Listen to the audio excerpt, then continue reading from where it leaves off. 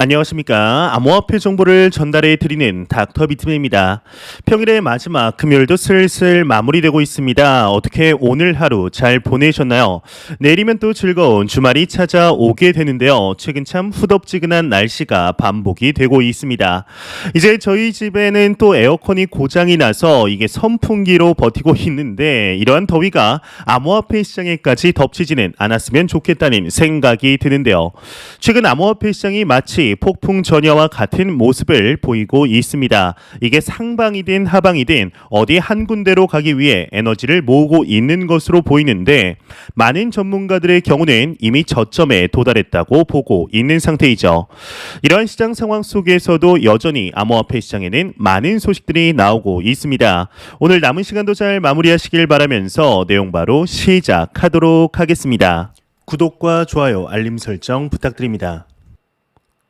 지난 몇 달간 암호화폐 시장의 지지부진한 모습을 우리는 지켜보고 있습니다. 이에 암호화폐 시장이 완전히 사장되는 것이 아니냐는 일각의 우려와는 달리 오히려 제도권적인 시각으로 보았을 때 점차 안으로 들어오는 것을 확인할 수가 있는데 이에 대표적인 나라가 바로 파라과이입니다.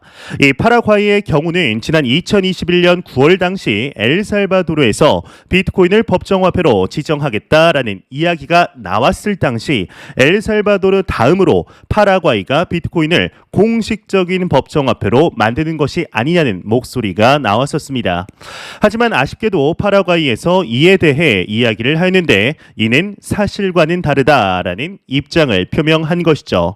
하지만 법정화폐로서의 비트코인 채택을 일축한 것이지 디지털 자산으로서는 충분하게 받아들일 준비가 되어 있었는데요. 이에 지난 2021년 12월 당시 파라과이 상원에서 암호화폐 채굴 및 거래 규제 법안이 통과가 되면서 제도권을 한층 성숙해지게 되었습니다. 이후 지난달이죠. 2022년 7월에는 파라과이 상원에서 가상자산 거래소의 라이선스와 채굴 기업에 관한 법안을 통과시키면서 무려 40대 12로 상당히 큰 표 차이를 보여주며 승인이 되었는데요. 하지만 당연히 찬성파가 있으면 반대파가 있겠죠. 일부 국회의원들의 경우는 현행법에 대해 거부감을 표명하면서 암호화폐가 실제 산업도 아니다. 전기 집약적이고 추출주의자라고 법안에 대해 비판을 하였습니다.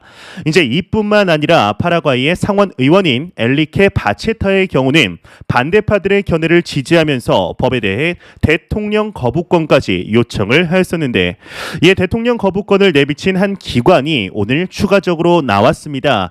과연 어떠한 기관이 무슨 불만이 있어서 이러한 요청을 한 것인지 같이 보도록 하겠습니다. 파라과이 전력청 대통령의 암호화폐 시장 규제 법안 거부권 행사 요청을 하였다 헤드라인이 장식이 되어 있습니다. 코인데스크에 따르면 파라과이 전력청이 마리오 압도 대통령의 국가경제팀의 암호화폐 채굴 기업에 더 높은 요금을 부과하는 것을 요청하는 법령 초안을 제출했다고 합니다. 전력청 청장 펠릭스 소사의 경우는 인터뷰를 통해 최근 통과된 암호화폐 규제 법안에 대해 대통령의 부분적인 거부권 행사를 요청할 것이라며 채굴자들에게 공업용 요율보다 겨우 15%밖에 높지 않은 요율 상한선을 적용한 부분이 문제가 된다 설명을 했다고 하는데요. 파라과이 상원은 지난 7월 14일 암호화폐 시장 규제 법안을 가결했다고 합니다.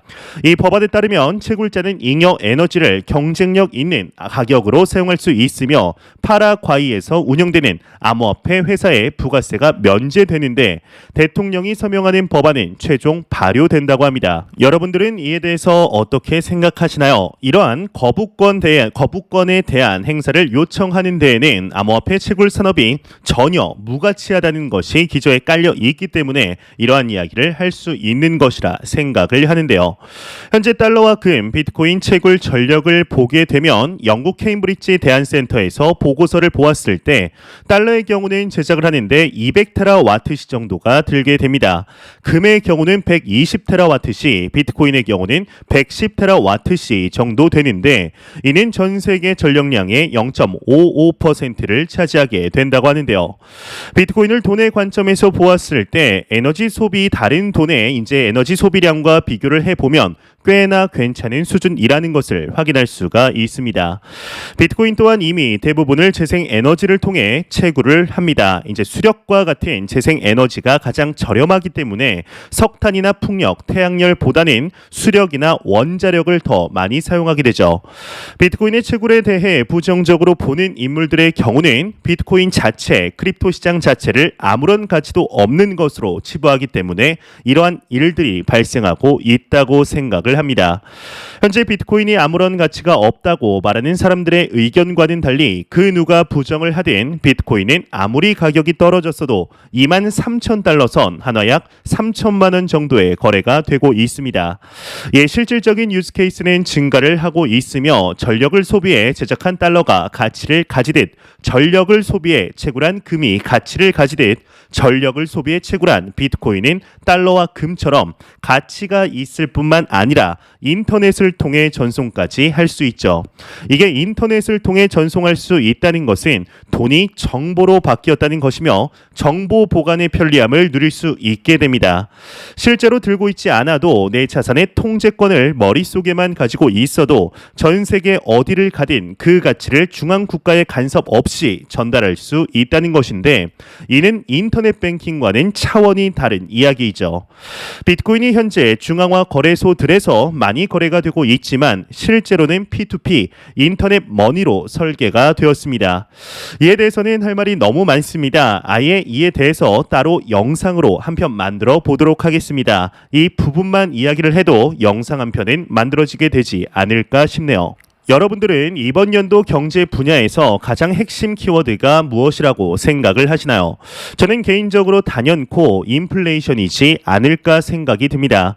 수십 년 만에 최악의 시기를 보내며 전 세계는 인플레이션을 잡는 데 총력을 다하고 있는 중인데요. 이를 잡는 방법으로 현재 금리 인상을 지속적으로 단행하고 있는 중입니다. 이에 지난 7월 FOMC에서 기준 금리를 75bp 인상하느냐, 100bp 인상하느냐에 정말 많은 논의가 이루어졌었는데 캐나다의 중앙은행이 이제 금융선진국 중에 선제적으로 100bp 인상을 단행하면서 7월 FOMC에도 100bp 인상하는 것이 아니냐는 우려의 목소리를 나오게 되었습니다. 하지만 우려했던 바와는 달리 기준 금리를 75bp 즉 0.75%포인트 올리면서 인플레이션이 점점 잡히고 있는 것 같다라는 여론들이 나오기 시작하는데요. 이번 인상으로 기준금리는 2.25%에서 2.50%가 되었습니다. 이제 남은 FOMC 일정의 경우는 9월과 11월, 12월 이렇게 세 번이 남게 되었는데요. 이에 미 연준의 클리브랜드 연은 총재 로레타 메스터의 경우는 기준금리에 대한 이야기를 추가적으로 남겼다고 하는데 과연 무슨 이야기를 하고 있을지 함께 보도록 하겠습니다. 미 연준 메스터 아직 경기 침체 아니다. 기준금리 4%대까지 올려야 한다. 헤드라인이 장식이 되어 있습니다. 한 외신에 따르면 클리브랜드 연은 총재 로레타 메스터의 경우는 현재 미국은 경기 침체에 빠진 게 아니다. 그러나 침체 리스크는 커졌다. 연준은 인플레이션을 목표치까지 낮추기 위해 금리를 더 상승시켜 수요를 완화해야 한다면서 기준금리는 4%까지 올려야 하며 인플레이션이 2% 목표에 도달한 후 다시 내릴 것이다. 9월 75bp 금리 인상을 배제하진 않으나 50bp 인상 가능성이 더욱 크며 인플레이션 데이터에 따라 결정될 것이라고 이야기를 했다고 합니다. 현재 기준금리가 2.25%에서 2.50%라는 것을 감안하면 세 번 남은 FOMC 동안 세 번 모두 50bp 인상을 단행할 것이라는 이야기인데요. 어제는 연준의 대표적인 매파 인물이라고 불리우는 세인트루이스 연방준비은행 총재의 경우는 연내 1.5%포인트 추가 금리 인상을 해야 한다라고 이야기를 하였었습니다. 오늘 나온 메스터 총재와 같은 견해를 보이고 있는 것인데 이제 경기 침체라고 이야기를 하기 위해서 말하는 많은 조건 중에 하나가 바로 2분기 연속 GDP가 마이너스로 진행이 되었느냐입니다. 그런데 지난 7월 28일 미국의 GDP가 공개되었을 때 실제로 2분기 연속 마이너스로 진행이 되었기 때문에 경기 침체 국면으로 이미 접어든 것이 아니냐는 목소리들이 나오게 되었는데요. 하지만 이러한 연준의 공격적인 매파적 발언에 대해서 CNBC의 대표 경제 프로그램 매드머니의 진행자이죠. 이 짐 크레이머의 경우에는 현재 인플레이션이 좋은 속도로 내려오고 있는데 너무 연준에서 겁을 주고 있다라며 연준과는 정반대되는 이야기를 하고 있습니다.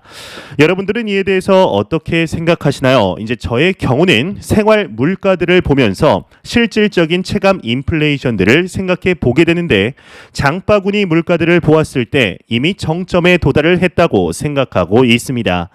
7월 CPI의 경우에는 전달보다 더 내려갈 것으로 예상하고 있는데요. 이 연준의 경우에는 최악의 상황까지 염두에 두고 있는 것으로 보이죠. 이에 상반기부터 다시금 금리 인하의 기조로 바뀔 것이라는 견해들이 나오고 있는 만큼 이번 연도 말부터는 시장의 상승장을 기대해 보아도 좋지 않을까 하는 생각이 듭니다. 이러한 소식과 더불어서 가볍게 볼만한 소식 한 가지가 나왔습니다. 여러분들 최근 보신 드라마 중에 가장 재밌게 본 드라마는 무엇인가요? 이제 개인적으로는 넷플릭스에서 방영한 이상한 변호사 우영우라는 드라마를 상당히 재밌게 봤는데 최근 드라마 순위를 보더라도 이 드라마가 1위를 한 것을 확인할 수가 있습니다. 저도 오징어 게임 이후에 이제 시간 가는 줄 모르고 본 드라마가 없던 것 같은데요. 이에 오늘 하나의 소식이 나왔습니다. 이 크립토 마켓과 이 드라마가 무슨 연관성이 있어서 내용이 나온 것인지 함께 확인해 보도록 하겠습니다. 이상한 변호사 우영우 NFT 발행 폴리곤과 협업한다 헤드라인이 장식이 되어 있습니다. 이데일리에 따르면 드라마 이상한 변호사 우영우 제작사 A스토리의 자회사 AIMC가 폴리곤과의 협업을 통해 NFT 프로젝트 이상한 고래 클럽을 론칭한다고 합니다.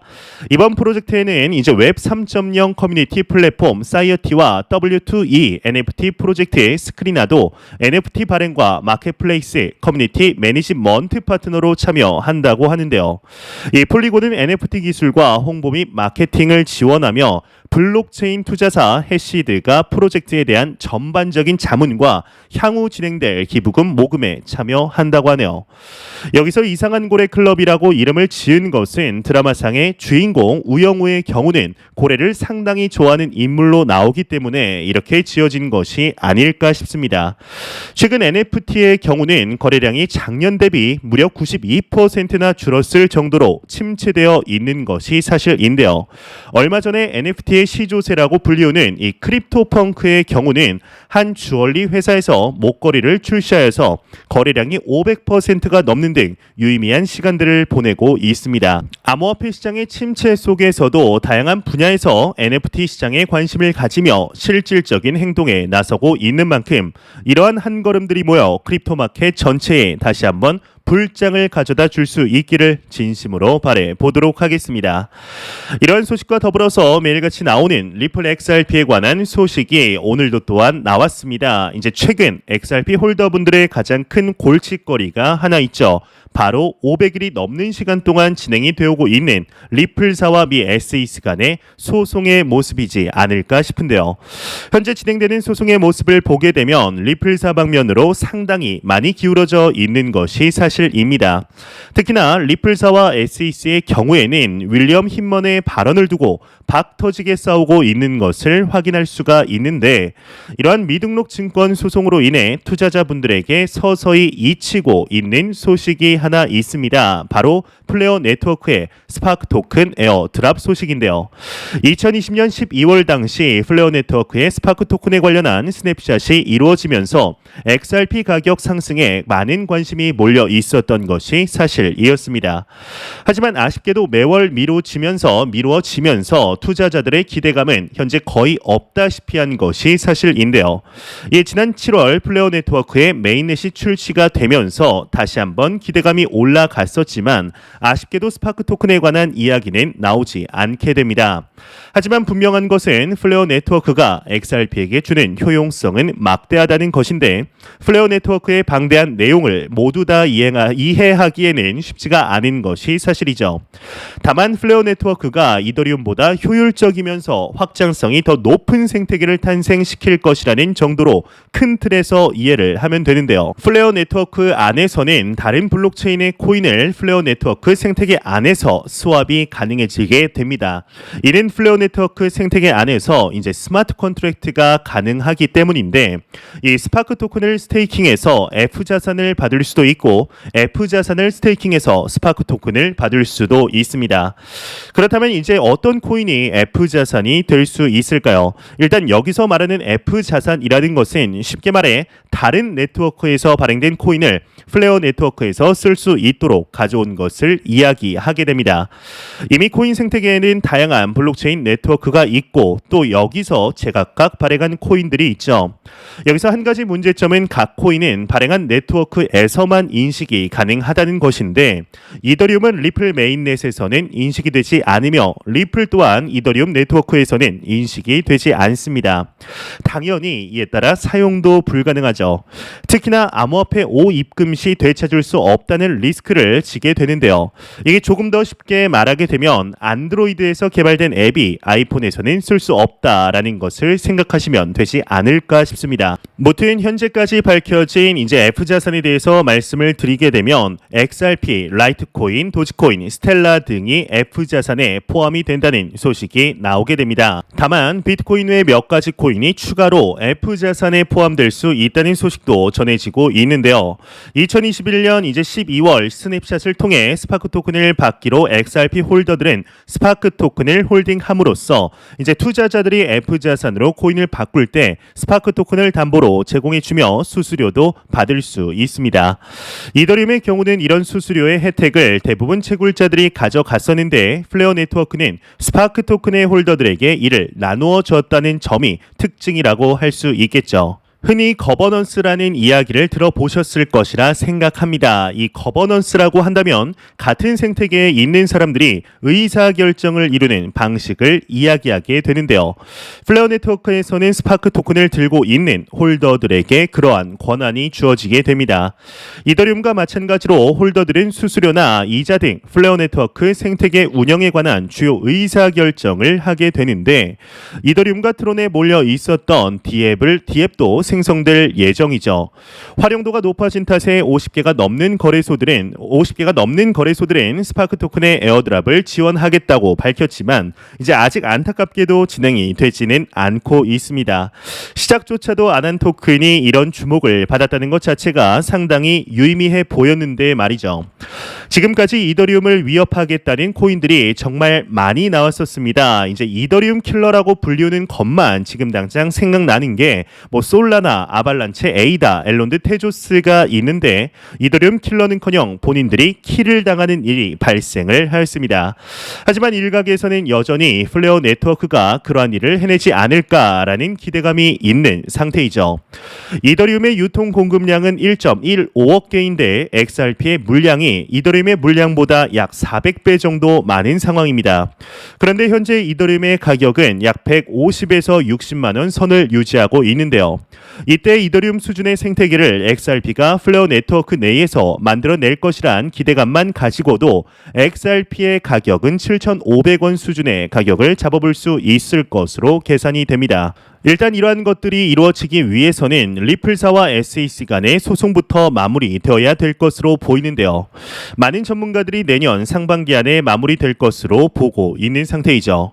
과연 이 소송이 마무리가 되게 되었을 때 XRP의 가격이 얼마까지 오르게 될 것인지, 이에 대해서는 충분히 기대해보아도 좋지 않을까 하는 생각이 드네요. 안 보고 가면 섭섭하겠죠. 마지막 크립토 공포 탐욕 지수입니다. 이제 전날과 크게 다르지 않습니다. 전날 대비 1포인트 상승하며 31포인트를 기록하고 있는데요. 여전히 공포 단계를 유지하고 있죠. 이 지수는 0이면 공포, 100이면 낙관을 의미하게 됩니다. 현재 안타까운 시간들이 반복이 되고 있습니다. 이제는 그만 상승을 했으면 좋겠는데 몇 달간 지지부진한 모습을 보였으면 됐지 뭐 또 하락하려고 시동을 거는 것 같은 크립토 시장의 모습에 진절머리가 나는 분들 또한 있으실 것이라 생각이 듭니다.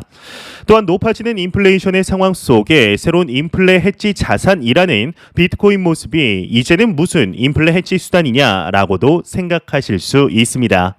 하지만 저의 생각은 다릅니다. 여전히 비트코인은 새로운 인플레이션의 해지 자산이라고 생각을 하고 있으며 부동산과 같이 수년간의 데이터를 보게 되면 상당히 유의미한 가격 추이를 보이고 있는 것이 팩트이죠.